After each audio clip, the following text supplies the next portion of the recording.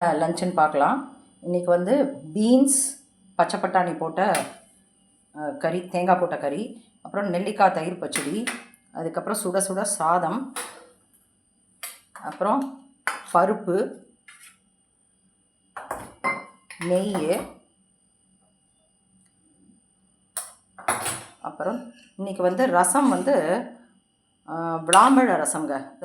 பிள்ளையார்சதுர்த்திக்கு விளாம்பழம் வாங்கியிருக்கோம் இல்லையா, அந்த விளாம்பழத்தையும் ஓடையும் வச்சு ரசம். எப்படின்னா, இந்த விளாம்பழத்தை உடச்சிட்டு அந்த பழம் இருக்கும் இல்லையா, முதல்ல வந்து வாணலியில் மிளகு, ஜீரகம், வத்த மிளகா, தனியா வெறும் வாணலியில் வறுத்துட்டு அதை பொடிச்சு வச்சுக்கணும். அப்புறம் இந்த விளாம்பழ பழத்தையும் அதோடு போட்டு பொடிச்சுட்டுருணும்.